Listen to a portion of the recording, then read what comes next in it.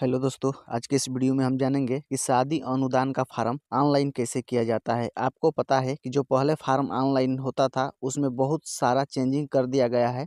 अब ओटीपी के माध्यम से इसका ऑनलाइन किया जा रहा है।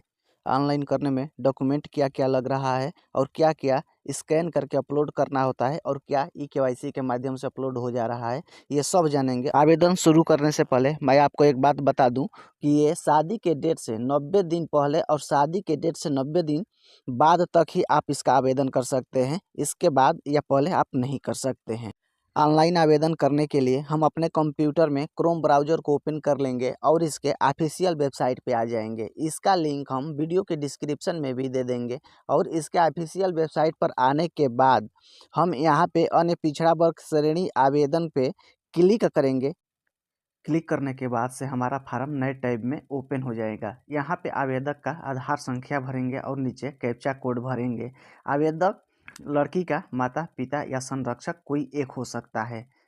जो होगा उसका आधार नंबर भर के यहाँ पे कैप्चा कोड भर के यहाँ चेक बॉक्स पे क्लिक करेंगे। आधार वैलिडेट करने के ओटीपी भेजे पे हम क्लिक करेंगे तो आवेदक के रजिस्टर्ड मोबाइल माने आधार में रजिस्टर्ड मोबाइल नंबर पे एक ओटीपी जाएगा। उस ओटीपी को यहाँ पे हम फिलअप कर लेंगे और नीचे कैप्चा कोड फिर से भर लेंगे और नीचे कैप्चा कोड भरने के बाद से नीचे हम वैलिडेट ओटीपी पे क्लिक कर लेंगे। जैसे ही वैलिडेट ओटीपी पे क्लिक करेंगे तो आवेदक का विवरण हमारे सामने खुल करके आ जाएगा। आवेदक के आधार से डिटेल ऑटोमेटिक यहाँ सब फैच कर लेगा, सब शो करने लगेगा और कुछ जानकारियाँ हमें यहाँ मैनुअली भरनी पड़ेगी। यहाँ पे हम जनपद भर लेंगे और यहाँ पे हम आवेदक का विधानसभा भर लेंगे। यहाँ आवेदक का विधानसभा भरने के बाद यहाँ से ग्रामीण या शहरी क्षेत्र जिससे बिलोंग करता हो उसे हम भर लेंगे और यहाँ पे हम तहसील भर लेंगे और यहाँ पे हम विकास खंड भर लेंगे। यहाँ पे आवेदक का ग्राम पंचायत भर लेंगे। यहाँ आवेदक का गांव सेलेक्ट कर लेंगे यानी कि ग्राम सेलेक्ट कर लेंगे। यहाँ पे मोबाइल नंबर हम फिलअप कर लेंगे और आपके पास ईमेल आईडी उपलब्ध हो तो ईमेल आईडी भी आप डाल सकते हैं, लेकिन ये मैंडेटरी नहीं है। और मोबाइल नंबर के यहाँ भले स्टार न लगा हो लेकिन ये मैंडेटरी है। और यहाँ सुरक्षित के ऑप्शन पे जैसे ही क्लिक करेंगे तो यहाँ पे एक मैसेज आएगा कि डाटा सफलतापूर्वक सहेजा गया और पंजीकरण संख्या यहाँ पे दिखाएगा। इसको हम चाहें तो नोट कर लेंगे और ये आवेदक के मोबाइल नंबर पे भी पंजीकरण संख्या चला जाएगा। इसको हम कॉपी कर लेते हैं और कॉपी करने के बाद से यहाँ नीचे एक लॉगिन का ऑप्शन है, लॉगिन के ऑप्शन पे हम क्लिक कर लेते हैं। लॉगिन के बटन पे क्लिक करने पर यहाँ पे रजिस्ट्रेशन नंबर को हम कॉपी के थे पेस्ट कर लेते हैं और यहाँ पे कैप्चा कोड को फिलिप कर लेते हैं और यहाँ मोबाइल ओटीपी भेजे के ऑप्शन पे हम यहाँ पे क्लिक करेंगे। जैसे ही इस ऑप्शन पे क्लिक करेंगे जो हम मोबाइल नंबर फिलअप किए थे उस पर एक ओटीपी जाएगा। उस ओटीपी को यहाँ पे हम फिलअप कर लेंगे और इस कैप्चा कोड को यहाँ पे हम फिलअप कर लेंगे और लॉगिन के बटन पे क्लिक करेंगे। जैसे ही लॉगिन के बटन पे क्लिक करेंगे सारा डिटेल हमारा सामने शो करने लगेगा, पूरा फार्म ओपन होके आ जाएगा और यहाँ पे दिखाएगा कि हम कितने स्टेप में इस फार्म को हम कंप्लीट कर सकते हैं।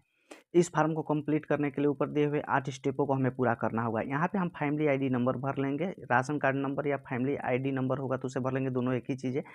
यहाँ पे हम धर्म भर लेंगे और यहाँ पूछ रहा है कि आवेदक विधवा या विकलांग नहीं न है, अगर नहीं है तो कोई भी नहीं ऑप्शन पे क्लिक कर लेंगे और यहाँ पुत्री के साथ आवेदक का संबंध क्या है उसे भर लेंगे। यहाँ पूछ रहा है कि आवेदक द्वारा दूसरी पुत्री के लिए आवेदन किया जा रहा है, अगर हाँ तो हाँ, अगर नहीं तो नो के ऑप्शन पे क्लिक कर लेंगे। इस योजना का लाभ आप 2 पुत्रियों के लिए प्राप्त कर सकते हैं। तीसरी पुत्री के लिए ना तो आप लाभ प्राप्त कर सकते हैं और ना ही इस योजना का आवेदन कर सकते हैं। यहाँ पे हम कैप्चा कोड को फिलअप कर लेंगे और यहाँ सुरक्षित करें और आगे बढ़े के ऑप्शन पे क्लिक कर लेंगे। और जैसे इस ऑप्शन पे हम क्लिक करेंगे तो हम दूसरे स्टेप पे आ जाएंगे। पुत्री का यहाँ आधार संख्या पूछ रहा है, यहाँ हम पुत्री का आधार नंबर फिलअप कर लेंगे और नीचे इस कैप्चा कोड को हम फिलअप कर लेंगे। कैप्चा कोड को फिलअप करने के बाद से हम चेक बॉक्स के ऑप्शन पे क्लिक करेंगे और चेक बॉक्स के ऑप्शन पे क्लिक करने पर आधार वैलिडेट करने हेतु ओटीपी भेजे के ऑप्शन पे क्लिक कर लेंगे और पुत्री के आधार कार्ड में रजिस्टर्ड मोबाइल नंबर पे एक ओटीपी जाएगा। उस ओटीपी को यहाँ पे हम फिलअप कर लेंगे और उस ओटीपी को यहाँ पे हम फिलअप कर लेंगे और नीचे कैप्चा कोड को फिलअप कर लेंगे। ओटीपी फिलअप कर लिए, कैप्चा कोड भी फिलअप कर लिए और वैलिडेट ओटीपी के ऑप्शन पे हम नीचे क्लिक करेंगे। जैसे ही इस ऑप्शन पे हम क्लिक करेंगे पुत्री का पूरा सारा डिटेल खुल करके हमारे सामने आ जाएगा। और पुत्री का भी सारा विवरण आधार कार्ड से ही फैच कर लेगा और आधार कार्ड से ही फ़ोटो भी फैच कर ले रहा है। पहले के फार्म में क्या होता था कि आवेदक और पुत्री दोनों का फ़ोटो हम मैनुअली स्कैन करके अपलोड करते थे, लेकिन अब आधार कार्ड में जो फ़ोटो होगा उसी को फैच कर ले रहा है। ये एक सुविधा हमें ई-केवाईसी के यानी ओटीपी से मिली है, जो ओटीपी के द्वारा हम ये आवेदन कर रहे हैं। इसके बाद हम सुरक्षित करें के ऑप्शन पे जैसे ही क्लिक करेंगे हम अगला स्टेप पे पहुंच जाएंगे, जहां आवेदक का आय प्रमाण पत्र का डिटेल हमसे मांगेगा। और आय प्रमाण पत्र ग्रामीण क्षेत्र के लिए 46,080 रुपये तक का ही होना चाहिए, इससे अधिक का नहीं होना चाहिए, भले इससे कम का हो। और शहरी क्षेत्र के लिए 56,460 रुपये तक का ही होना चाहिए, इससे अधिक का ना हो, भले इससे कम का हो।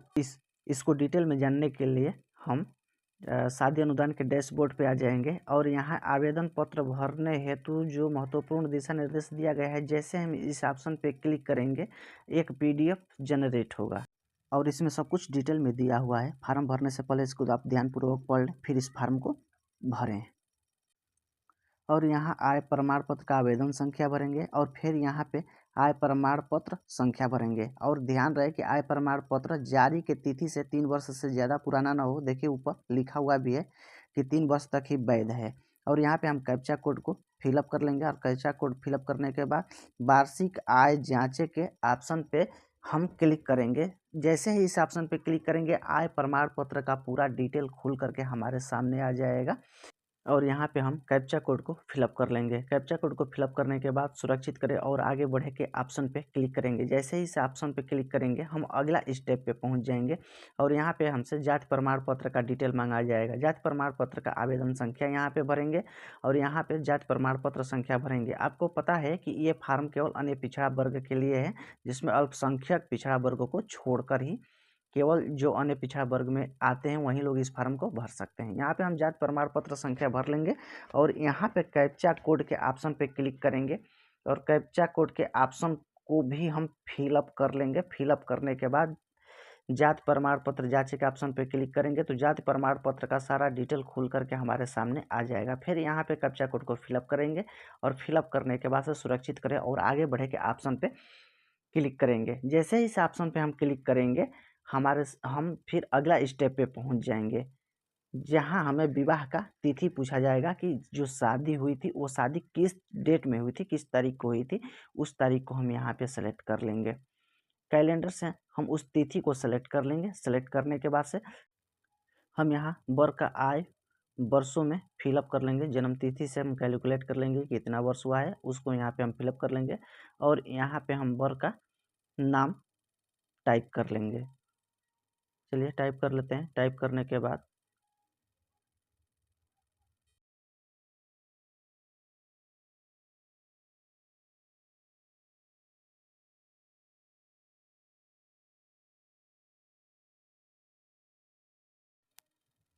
और यहाँ पे बर का हम पूरा पता टाइप कर लेंगे, जैसे विलेज, पोस्ट, डिस्ट्रिक्ट। यहाँ तक कि हम जब इस फार्म को भरते हैं तो पिन कोड भी फिलअप कर लेते हैं। पूरा पता जब पूछ रहा है तो आप पूरा पता इसमें फिलअप कर दें।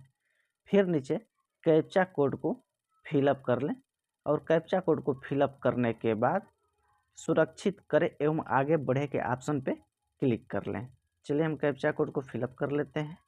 कैप्चा कोड को फिलअप करने के बाद नीचे हम सुरक्षित करें और आगे बढ़े के ऑप्शन पे क्लिक कर लेंगे। जैसे इस ऑप्शन पे क्लिक करेंगे हम अगला स्टेप पे पहुंच जाएंगे, जहां पे बैंक का डिटेल हमसे मांगा जाएगा और बैंक का डिटेल हम आवेदक का ही भरेंगे और यहाँ पे जनपद जो होगा ये ऑटोमेटिक लॉक रहता है और आपका अकाउंट उसी जनपद में होना चाहिए। बैंक का नाम यहाँ पे हम सेलेक्ट कर लेंगे और यहाँ बैंक का हम शाखा सेलेक्ट कर लेंगे।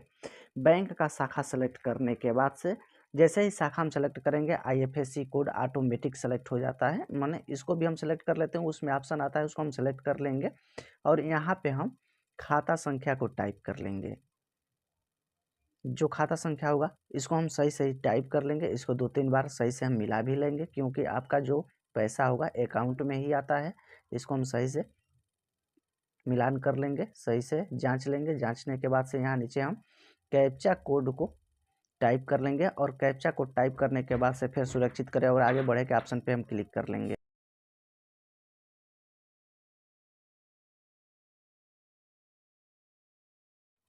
और फिर हम अगला स्टेप फाइल अपलोड के ऑप्शन पे आ जाएंगे और यहाँ हम दो चीज़ शादी का कार्ड और बैंक पासबुक अपलोड करेंगे जो पीडीएफ में होना चाहिए और 50 से 200 केबी के बीच में होना चाहिए। शादी का प्रमाण पत्र में हम शादी का कार्ड या शादी का प्रमाण पत्र जो हमारे पास उपलब्ध हो उसको हम सेलेक्ट कर लेंगे। तो शादी का कार्ड हमारे पास उपलब्ध है, इसको हम सेलेक्ट कर लेते हैं। फिर चूज फाइल के ऑप्शन पे क्लिक करेंगे। हमने पहले से ही स्कैन करके और इसका फाइल पीडीएफ में बना लिया है। बैंक पासबुक को यहाँ पे सेलेक्ट कर लेंगे और यहाँ पे कैप्चा कोड को टाइप कर लेंगे। कैप्चा कोड टाइप करने के बाद नीचे अपलोड प्रमाण पत्र के ऑप्शन पे जैसे ही क्लिक करेंगे हमारा डॉक्यूमेंट अपलोड हो जाएगा। और नीचे बैंक पासबुक के ऑप्शन पे भी हम चूज फाइल पे क्लिक करेंगे। देखिए यहाँ पे दे रहा है कि फाइल सफलतापूर्वक सेव हो गई है और इस पे भी हम क्लिक करके यहाँ पे बैंक पासबुक के ऑप्शन पे, सॉरी दोस्तों, मैंने दोनों डॉक्यूमेंट गलत अपलोड कर दिया था। शादी वाले कार्ड में बैंक पासबुक और बैंक पासबुक वाले ऑप्शन में शादी का कार्ड अपलोड कर दिया था। मैंने वीडियो को स्टॉप करके और इसको संशोधन कर लिया, सही कर लिया है। मैंने सुरक्षित नहीं किया था, फाइनल सेव नहीं किया था, इसलिए मैंने एक बार बैक जा करके, पीछे जा करके और फिर से डॉक्यूमेंट को अपलोड करके और इसको सही कर लिया है। फिर मैंने यहाँ कैप्चा कोड डालकर और सुरक्षित वाले ऑप्शन पे हम क्लिक कर लेंगे और यहाँ पे पूरा आवेदन का प्रीव्यू खुल करके हमारे सामने आ जाएगा। और फार्म को फाइनल सबमिट करने से पहले एक बार इसे हम अच्छी तरह से जांच कर लेंगे, मिलान कर लेंगे कि सब कुछ सही है ना। अगर कुछ गलत होगा तो अभी भी हमारे पास टाइम है, समय है इसको संशोधन करने के लिए।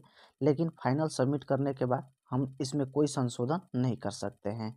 तो चलिए, हमने पूरा मिलान कर लिया है। फिर नीचे चेक बॉक्स के ऑप्शन पे क्लिक करके कैप्चा कोड को टाइप करेंगे और यहाँ पे फाइनल सेव करेंगे। फाइनल सेव करने के बाद से देखिए हमारा फार्म फाइनल सबमिट हो चुका है और इसका हम प्रिंट आउट निकाल लेंगे। और आशा करते हैं कि ये वीडियो आपको समझ में आ गया होगा कि नया आवेदन हम ऑनलाइन कैसे करते हैं।